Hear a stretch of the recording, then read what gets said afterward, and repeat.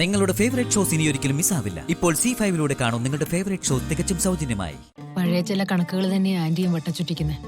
പക്ഷെ ഞാൻ കഷ്ടപ്പെട്ട് പഠിച്ചിട്ടാ കണക്ക് പരീക്ഷയ്ക്ക് ഫുൾ മാർക്ക് വാങ്ങിക്കുന്നത്. പക്ഷെ ജീവിതത്തിലെ ചില കണക്കൂട്ടലുകളെ അത്ര എളുപ്പമല്ല മണി. എത്ര കൂട്ടിയും കിഴിച്ചു നോക്കിയാലും നമുക്ക് ചിലപ്പോ ശരിയുത്തരം കിട്ടിയെന്ന് വരില്ല. എത്ര ആവർത്തി ചെയ്താലും അതിങ്ങനെ തെറ്റിക്കൊണ്ടേയിരിക്കും. എല്ലാവരുടെയും ജീവിതത്തിന്റെ കണക്ക് പുസ്തകം ദൈവത്തിന്റെ കയ്യിലല്ലേ സുമിതാന്റി? നല്ലതുപോലെ പ്രാർത്ഥിച്ചാ മതി, എല്ലാ കണക്കുകളും അയ്യപ്പസ്വാമി ശരിയാക്കി തന്നോളും.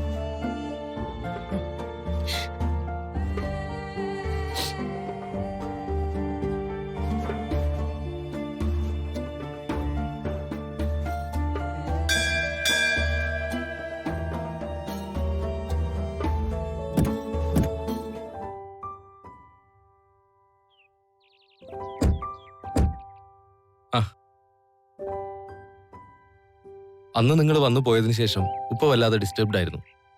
കഴിഞ്ഞ ദിവസം നിങ്ങളെ കാണണമെന്ന് എഴുതി പറയുകയും ചെയ്തു. അതാ ഞാൻ വിളിപ്പിച്ചത്. വരണം.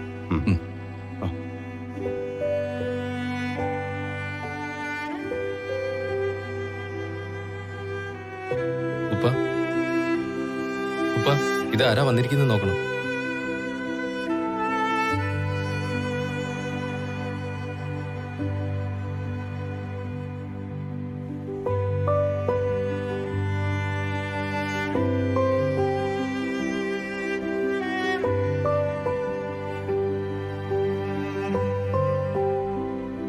ഡോക്ടർക്ക് എന്റെ അച്ഛനെ ഓർമ്മ വന്നോ?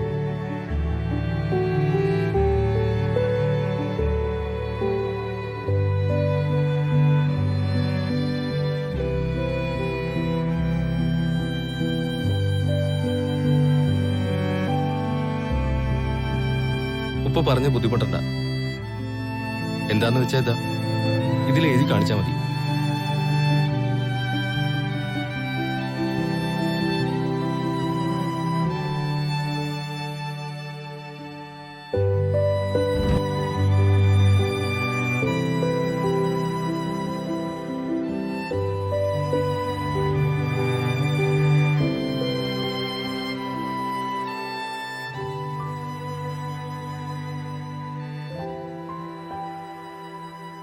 ഡയറിയോ? ഏത് ഡയറിയുടെ കാര്യം ഉപ്പ പറയുന്നേ?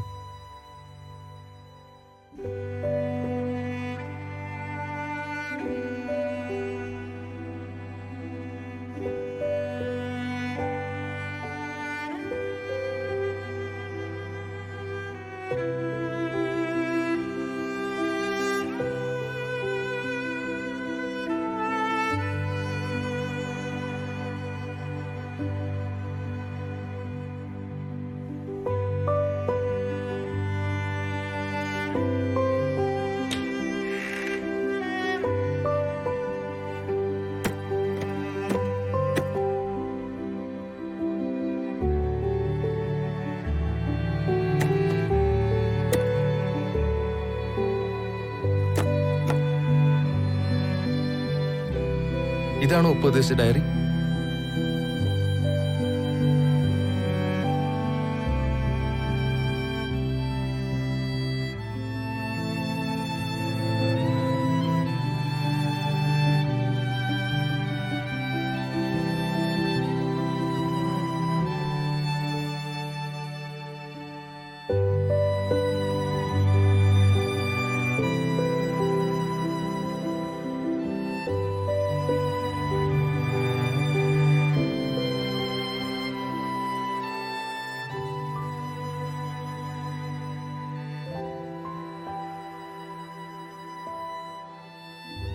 Thank you doctor, thank you very much.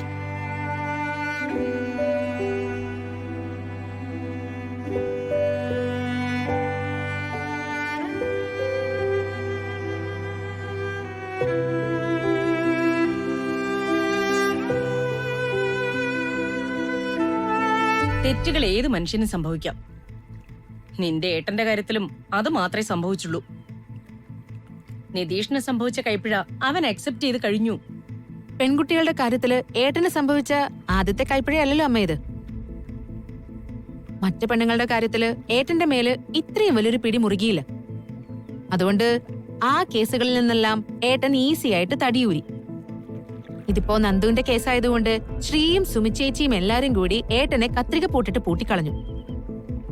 അങ്ങനെ നിക്കക്കളിയില്ലാതെ വന്നപ്പോ നിതീഷ് ഏട്ടൻ കല്യാണത്തിന് സമ്മതിച്ചു. ഇതല്ലേ ഉണ്ടായത്. ആത്മാർത്ഥമായിട്ടാണ് നിധിയേട്ടൻ ഈ കല്യാണത്തിന് സമ്മതിച്ചതെന്ന് അമ്മയ്ക്ക് തോന്നുന്നുണ്ടോ? തൽക്കാലം ഈ കേസിൽ നിന്ന് രക്ഷപ്പെടാൻ വേണ്ടി ഒരു കല്യാണ നാടകം കളിച്ച് ഏട്ടൻ വീട്ടുകാരുടെ നാട്ടുകാരുടെ മുമ്പില് നല്ല കുട്ടിയായിട്ട് മാറും. പക്ഷേ അപ്പോഴും നന്ദിതയുടെ ഭാവി എന്തായിരിക്കുമെന്ന് അമ്മ ആലോചിച്ചിട്ടുണ്ടോ? പുതുമോടി കഴിയുമ്പോ ഏട്ടൻ പൊടിയും തട്ടിയങ്ങ് പോകും. പിന്നെ കൊച്ചിനെ ഒക്കത്ത് വെച്ച് നന്ദിത വീണ്ടും ശ്രീയുടെ വീട്ടിലേക്ക് കയറി വരും. ജീവിതകാലം മുഴുവൻ ആ കണ്ണീര് ഞാൻ കൂടി കാണേണ്ടി വരും. നന്ദിത എവിടെയാണെന്ന് അറിയാൻ ഏട്ടൻ ആദ്യം എന്റെ അടുത്തൊരു നാടകം കളിച്ചു നോക്കി. ഞാൻ അതിൽ വീണില്ല. അപ്പോ അടുത്ത സെന്റിമെന്റൽ ഡ്രാമയുമായിട്ട് ശ്രീയുടെ വീട്ടിലേക്ക് കയറി വന്നു. അച്ഛനെയും അമ്മയൊക്കെ ഒരു വിധത്തില് പറഞ്ഞ് കൺവിൻസ് ചെയ്യിപ്പിച്ചു. പക്ഷെ ശ്രീയുടെ അടുത്ത് ഏട്ടന്റെ ഒരു നമ്പറും നടന്നില്ല. ആട്ടി ഇറക്കി നിധിയേട്ടനെ ശ്രീ വീട്ടിൽ നിന്ന്. ആട്ടി ഇറക്കിയെന്നല്ല, തല്ലി ഇറക്കിയെന്ന് വേണം പറയാൻ. സ്വന്തം ആങ്ങളെ ഭർത്താവ് കൈവയ്ക്കുന്നത് കണ്ട് ഒരക്ഷരം പോലും പ്രതികരിക്കാതെ നോക്കി നിന്നോളല്ലേ നീ. ശ്രീനിഷ് നിന്റെ കഴുത്തിൽ താലി കെട്ടിയതോടെ നീ ഒയ്യാരത്ത് കുടുംബത്തിലെ അംഗം അല്ലാതായോ? കുറച്ചു കാലമായിട്ട് ഞാൻ ശ്രദ്ധിക്കുന്നു. നിന്റെ കൂറ് മുഴുവൻ ഇപ്പൊ ശ്രീയുടെ വീട്ടുകാരോടാണല്ലോ. ഒന്നുമില്ലെങ്കിലും നീയും നിതീഷും ഒരേ ചോരയല്ലേ? ആ ഒരു അനുകമ്പയെങ്കിലും നീ കാണിക്കണ്ടേ? അല്ലാതെ സ്വന്തം ഭർത്താവ് സഹോദരനെ തല്ലുമ്പോ കൈയും കെട്ടി നോക്കി നിൽക്കുകയാണോ വേണ്ടത്? ശ്രീ നിതീഷേട്ടനെ തല്ലിയത് ഒട്ടും ശരിയായില്ല.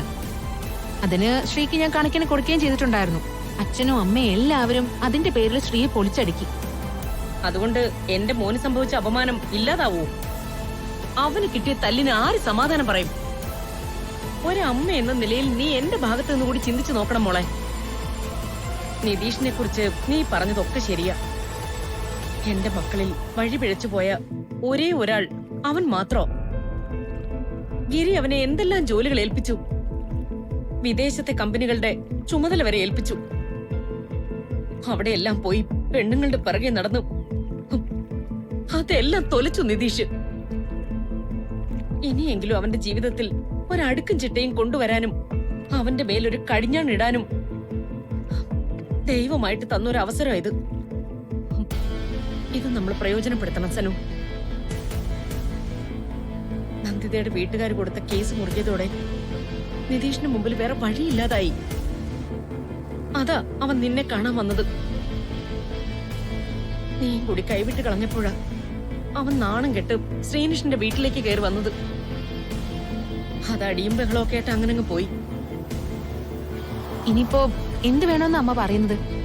ഇപ്പോഴത്തെ സാഹചര്യത്തിൽ നിതീഷ് നന്ദിതയെ കല്യാണം കഴിക്കാതിരുന്ന അവൻ കേസിൽപ്പെട്ട് ജയിലിൽ പോവേണ്ടി വരും. നിതീഷ് അങ്ങനെ ഒരു കേസിൽപ്പെട്ടാൽ നമ്മുടെ കുടുംബത്തിനുണ്ടാകുന്ന മാനക്കേട് നീ ഒന്ന് ആലോചിച്ച് നോക്ക്. ഡൗൺലോഡ് ചെയ്യൂ C5 ആപ്പ്. കാണൂ എല്ലാ എപ്പിസോഡുകളും സൗജന്യമായി.